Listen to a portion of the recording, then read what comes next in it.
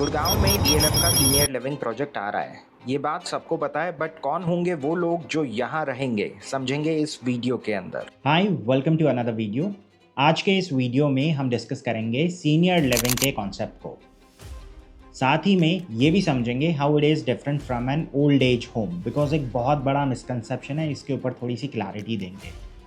एक normal apartment, एक service apartment जो ब्रांडेड रेसिडेंसी के नाम पर आजकल लॉन्च हो रहे हैं, प्लस एक सीनियर लिविंग अपार्टमेंट के अंदर क्या क्या डिफरेंसेस हैं। मेंटेनेंस के अलावा सीनियर लिविंग अपार्टमेंट के अंदर क्या एड ऑन सर्विसेज हैं, इसके अंदर कौन सी कॉम्प्रहेंसिव सर्विसेज हैं और कौन से एड ऑन हैं, इसको लेकर भी थोड़ा सा क्लैरिटी देंगे।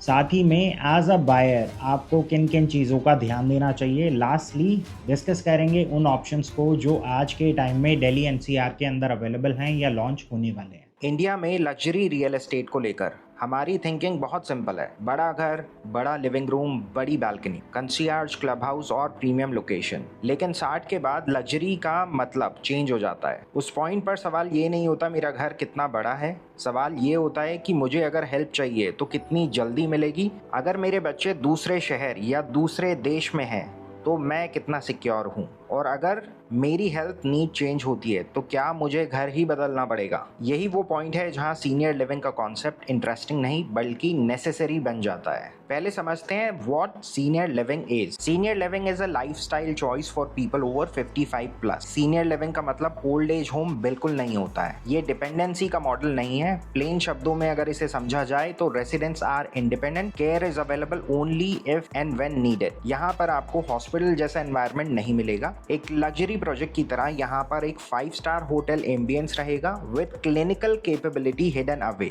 सीनियर लिविंग का जो मॉडल है वो बहुत सिंपल है। It's no longer about leaving your home, it's about choosing the right home जहाँ आप अपनी फैमिली के साथ, अपने बच्चों के साथ रह सके। इस कॉन्सेप्ट की शुरुआत हुई थी यूएस, यूके एंड ऑस्ट्रेलिया के अंदर, not as a luxury but as a societal necessity. वहाँ मोस्टली न्यूक्लियर फैमिलीज रहती है आज के टाइम में, और वहाँ के जो लोग हैं वो फ्रीक्वेंटली अपने शहर और अपने घर को बदलते रहते हैं। मोस्टली लोगों की लाइफ सॉर्टेड होती है बिकॉज वहाँ के टैक्स के पैसे की अकाउंटेबिलिटी होती है। सो पोस्ट रिटायरमेंट बच्चे अगर पेरेंट्स से सेपरेट भी रहते हैं तो भी कोई इशू नहीं। अगर कोई मेजर हेल्थ इशू नहीं है तो वहाँ के लोग 70 से 72 तक लाइफ इजीली मैनेज कर लेते हैं। बट 75 ईयर्स के बाद डिपेंडेंसी बढ़ जाती है और मेडिकल नीड्स कॉम्प्लेक्स हो जाती है। और इसी सवाल का जवाब लोगों को चाहिए था, हम लोगों को ज्यादा लंबा, सेफर और बेहतर कैसे जीने they without taking away their freedom. Answer था सीनियर लिविंग कम्युनिटीज। इंडिया में सीनियर लिविंग का अगर हम मार्केट कैप्स देखें तो काफ़ी बड़ा है। अर्ली मूवर्स में यानी 2008 से 2012 के बीच में 3-4 ऑपरेटर्स थे जिन्होंने इस पूरे मार्केट को कैप्चर कर लिया और अलग अलग शहरों को टारगेट किया depending on their spending power. Cost of living की वजह से वेस्टर्न कंट्रीज में सीनियर लिविंग की कॉस्ट काफ़ी हाई है बिकॉज वहाँ सिस्टम हाईली स्ट्रक्चर्ड है,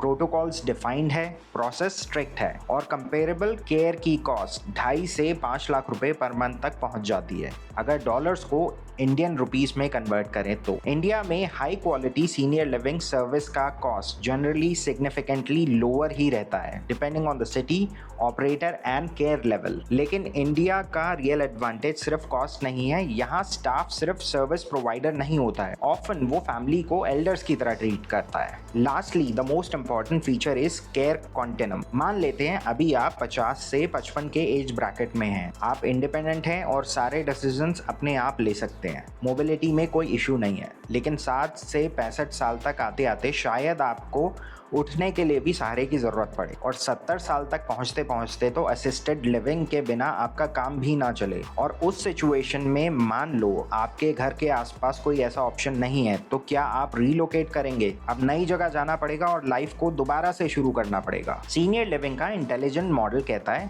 your care should evolve with you, not the other way around. मतलब आपकी केयर और नीड्स बढ़ सकती है लेकिन आपका घर का एड्रेस, आपके दोस्त, आपका सोशल इकोसिस्टम सेम रह सकता है। और इसी वजह से ये हॉस्पिटल नहीं लगता है, it feels like a luxury home. इस सेगमेंट में समझते हैं what a proper senior living ecosystem looks like. अगर आप सीनियर लिविंग को सिर्फ एक अपार्टमेंट समझ रहे हैं तो आप कॉन्सेप्ट मिस कर रहे हैं। सेंस ऑफ अराइवल से समझते हैं।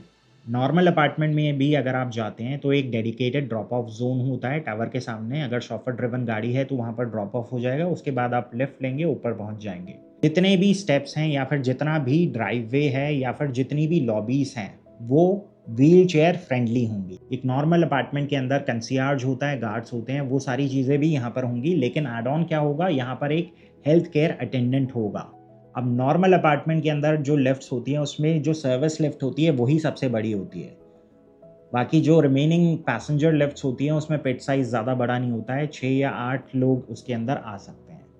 लेकिन जो सीनियर लिविंग वाले प्रोजेक्ट्स होंगे यहाँ पर लिफ्ट का जो पिट साइज़ होगा वो बड़ा होगा। एक स्ट्रेचर वहाँ पर आ जाए, उसके साथ साथ 7 या 8 लोग ईजिली खड़े हो जाएं, इतना बड़ा पिट साइज़ होता है। कमिंग टू द अपार्टमेंट, जितनी भी वॉल्स हैं वो शैम्फर्ड वॉल्स होती हैं, मतलब कोई भी कॉर्नर आपका एजी नहीं होगा, सारी राउंडेड वॉल्स होंगी। जितनी भी बैल्कनीज होती हैं यहाँ पर 4.5 फुट की एटलीस्ट हाइट दी जाती है। उसके बाद भी यहाँ पर इनसाइड मतलब अंदर की तरफ एक ग्रैब बार दिया जाता है ताकि अगर वो लीन होके भी खड़े होकर नीचे देखना चाहें तो एटलीस्ट वो सिक्योर हैं। जितनी भी फ्लोरिंग है वो एंटी स्किड टाइल्स की होती है, इनकी टेस्टिंग की जाती है ताकि ईजिली कोई स्लिप ना हो सके। अब जितने भी वॉशरूम्स हैं यहाँ पर अगेन एंटी स्किड टाइल्स होती है, बिकॉज सबसे ज़्यादा मिसहैप्स यहीं पर होने के चांसेस होते हैं। WC के आसपास ग्रैब बार्स होंगे 4 एरिया, वहाँ पर कई जगह पे क्या होता है सिटिंग अरेंजमेंट्स होती है ताकि बहुत सारे लोग ऐसे हैं जो व्हील चेयर लेकर वहाँ पर जाना चाहते हैं, तो स्पेस इतना होता है कि व्हील चेयर आसानी से अंदर जा सके और उसके बाद वहाँ पर लोग बैठ के नहा सके। जितने भी टैप के कनेक्शंस हैं या फिर जितने भी ऑपरेटिंग पॉइंट्स हैं वो हाथ की रीच में रहते हैं। अगेन वहाँ पर भी ग्रैब बार्स दिए जाते हैं, तो किचन के अंदर भी smoke sensor, gas leakage detector, ये सारी चीज़ें रहती हैं। अब इसके बाद हम बेडरूम्स की तरफ बढ़ते हैं। बेडरूम्स के अंदर नॉर्मली यहाँ पर वुडन लैमिनेटेड फ्लोरिंग होती है। अब जितने भी बेडरूम्स हैं और वॉशरूम एरियाज हैं, नॉर्मली रात को अगर कभी आप उठते हैं तो हर जगह पे अगर आप देखेंगे तो मोशन सेंसर लाइट्स लगी होती है। इनकी रेंज ज़्यादा नहीं होती है, they are not too harsh, और लाइट इतनी होती है कि रात को आपको मेन लाइट ऑन किए बिना डायरेक्शन दिख जाती है। A real senior living ecosystem has layers. Luxury apartment में मेंटेनेंस, हाउसकीपिंग और हॉस्पिटैलिटी स्टाफ होता है, बट यहाँ सबसे ऊपर होता है हेल्थ केयर, जहाँ नॉर्मली डेवलपर एक अच्छे हॉस्पिटल ब्रांड से टाई अप करता है और कुछ सिनारियोस में डेवलपर ही ऑपरेटर होता है। एक अच्छे ब्रांड के साथ हॉस्पिटल टाई अप मैंडेटरी इसलिए होता है ताकि ग्रीन चैनल एडमिशन और स्पेशलाइज्ड ट्रीटमेंट मिल सके व्हेन रिक्वायर्ड। प्रोजेक्ट में आपको 24/7 on call doctors, nurses, staff stand by mode पर मिलते हैं to handle daily consultation and immediate care needs without delay emergency response. Preventing health care monitoring में regular checkups होते हैं, 1 से 2 कंसल्टेशन भी मिलती है डॉक्टर के साथ। असिस्टेड लिविंग केयर सिर्फ एक लेयर है, बट इसके साथ साथ उम्र के साथ अगर आप चाहें तो इसमें एड ऑन सर्विसेज भी ले सकते हैं, इंक्लूडिंग द असिस्टेड लिविंग। उस सिनेरियो के अंदर सुबह उठने से लेकर रात को सोने तक का स्केड्यूल डिफाइंड होता है।